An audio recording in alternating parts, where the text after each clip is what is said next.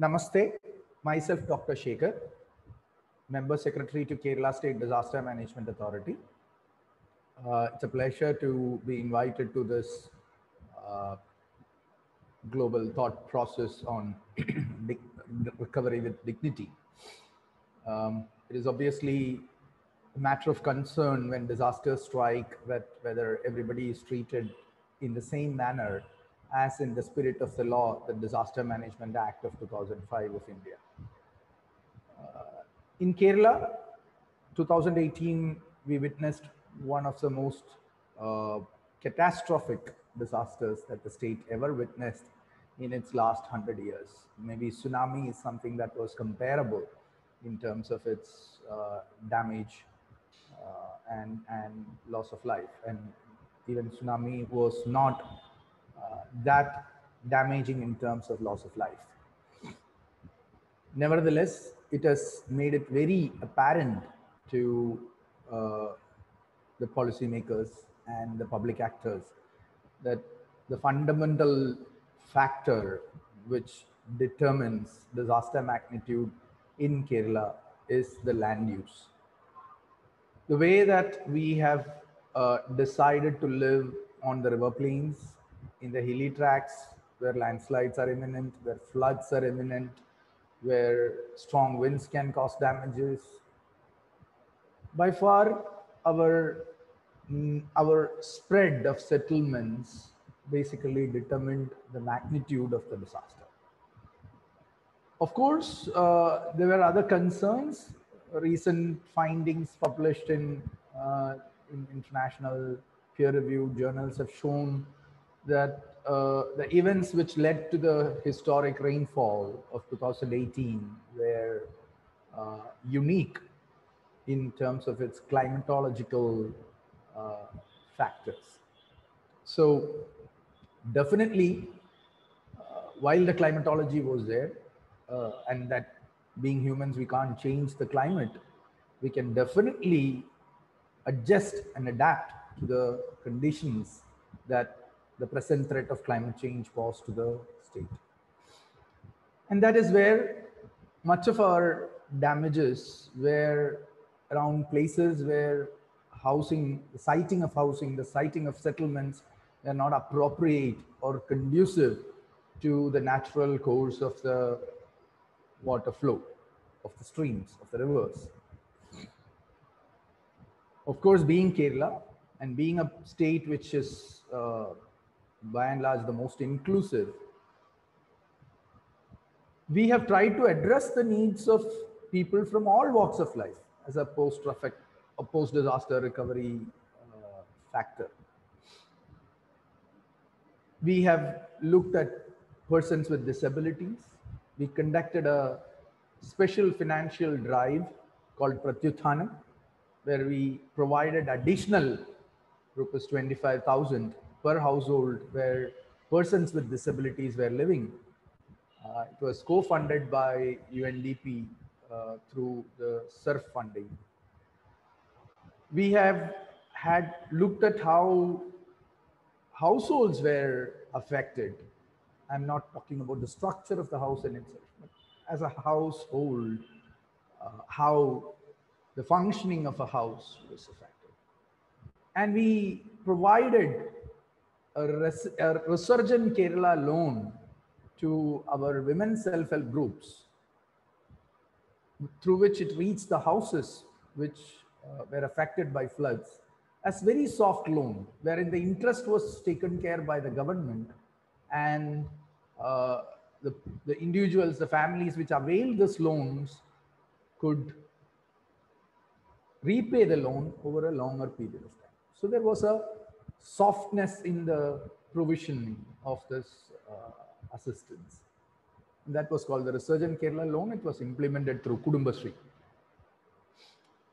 We addressed the factor, as I mentioned in the beginning, that siting without the consideration of the possibility of landslides or floods were one of the reasons why the magnitude of the disaster was significant in 2018.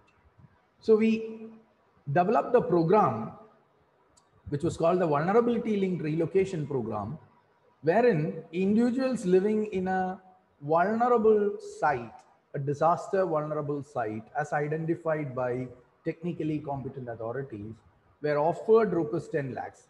I underline the word offered because it was not compulsory to them that they opt for it. But instead, we offered them rupees 10 lakhs and requested them to identify a piece of land and a house and move to yet another safer location. But the novelty of the project was, as you all would know, we all have attachment to our ancestral property, our land where we were born and brought up, where our forefathers toiled. Considering the emotional quotient there, we also permitted them to retain the land wherein they were living earlier, but with the condition that they can't build anything there. So the local self-governments would permit them to cultivate there, but they will not permit them to construct there again. And thus, about 3,000 people from the coasts and the hills and flood-prone areas moved to other parts of the states which they considered to be more safer. There was a scheme for MSME sector in India.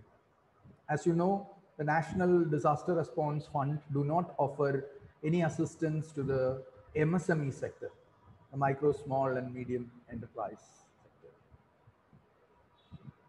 But larger economy is dependent on the vibrance in the MSME sector. So the state decided to institute a program, a project called Ujjivan Vaipa scheme, where this Ujjivan loan scheme, wherein up to 10 lakhs were provided a soft loan through banks to MSME sector per MSME, of which an interest subvention of up to about 2 lakhs was provided by the state government. More than 800 crores of rupees have been invested in the scheme, and our MSME sector was revived. The recovery process of Kerala was comprehensively guided by the very first post-disaster need assessment conducted in the country. The UN agencies came together. The Dutch government supported us in conducting post-disaster need assessment. And through the post-disaster need assessment, we evolved the pillars on which we have to ensure a sustainable and progressing developing state.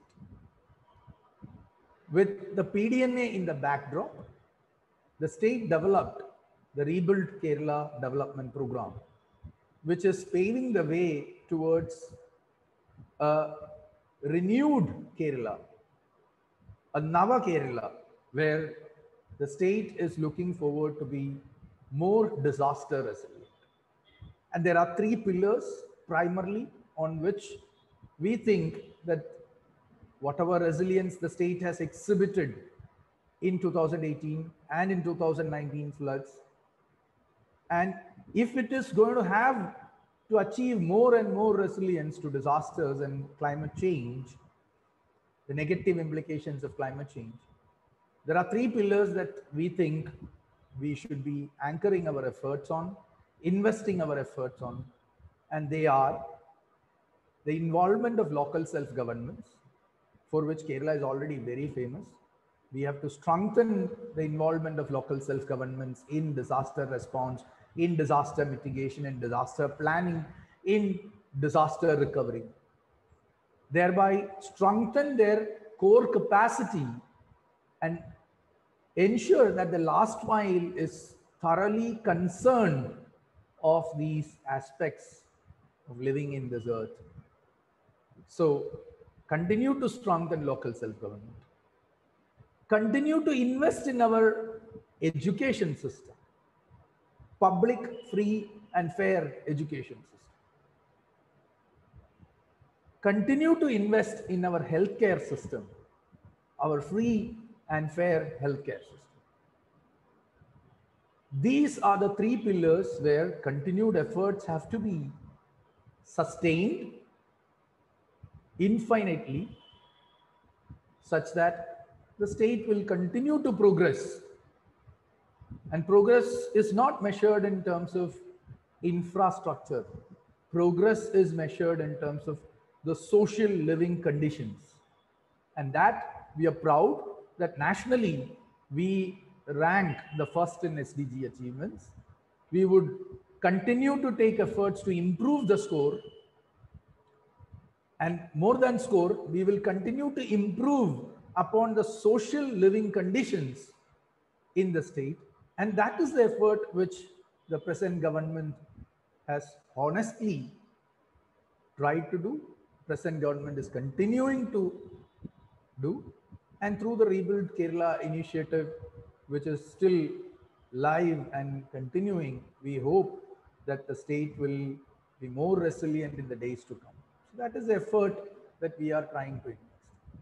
So to conclude, I must say that be it in Kerala or be it anywhere, if we are looking at recovery with dignity, then the precursors for that would be to ensure that local self-governments are capable of conducting recovery on their own. That our society, our community is well educated. That our community, our society has adequate healthcare.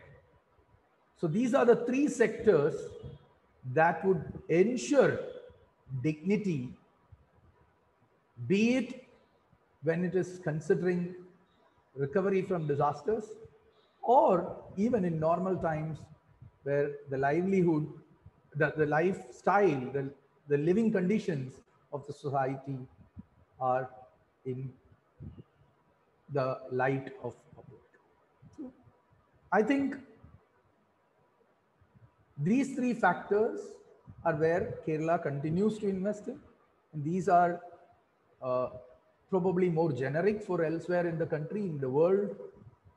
And it is through this three pillars of the society that we will be able to develop a resilient society which is capable of coping with extreme events in the days to come. Thank you.